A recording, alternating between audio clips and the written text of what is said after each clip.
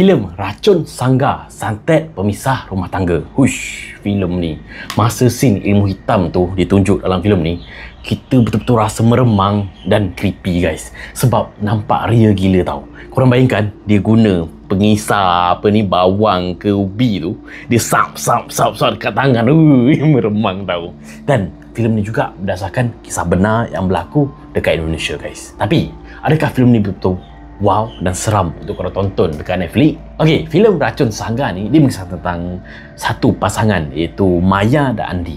Maya dan Andi ni dia baru berkahwin dan diorang ni awal-awal tu happy sangat. Tapi lepas pada tu berlaku sesuatu yang dahsyat dan pelik dekat Andy ni. Andy ni dia mula gatal-gatal tau seluruh badan dia, kaki, tangan. Lepas tu dia mula batuk darah. Dan banyak peristiwa pelik mula berlaku dekat Andy. Tiba-tiba malam-malam ni dia bangun duk menyembah something. Dia macam bercakap seorang diri.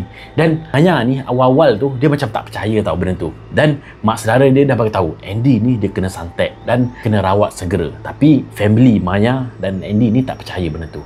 So Maya pun dia ambil keputusan, dia letak satu kamera CCTV dekat dalam rumah. Dan bila dia tengok kamera tu memang terkejut besar lah. Sebab Andy ni pada waktu malam tu dia bangun seorang tau. Dia bangun, dia buat benda-benda pelik lah. Dia menyembah, dia menari, dia macam-macam benda dia buat pada waktu malam, waktu diorang tidur tu. Dan nak dia cerita lagi, keadaan Andy ni makin dahsyat. Dia batuk berdarah, dia dah tak boleh jalan.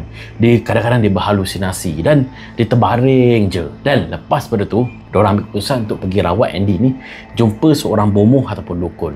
Lepas pada tu memang tak relax. Sebabnya sihir pemisah ni mula mengganggu Maya pula. Dan Maya ni mula nampak suap benda-benda pelik, mula sakit, mula terbayang macam-macam benda-benda seram dan creepy guys. Nak tahu apa lagi yang berlaku lepas pada tu, korang semua kena tengok sendiri filem ni. Okey, apa yang aku best dalam filem Racun Sangga ni, dia nampak scene-scene seram tu real tau.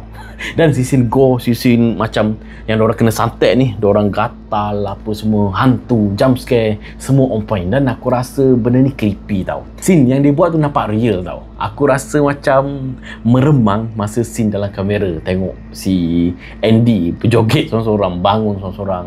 Memang jadilah. Dan benda ni buatkan kita rasa takut, rasa seram tau. Sebabnya benda ni boleh kena dekat semua orang. Dan benda ni memang betul-betul daripada peristiwa sebenar. Yang ni betul-betul berlaku lah. Dia memang bukan claim. Sebab aku yakin, sebab dia tunjuk dekat ending filem ni apa yang berlaku lepas pada tu dalam cerita ni dekat orang yang sebenar tu.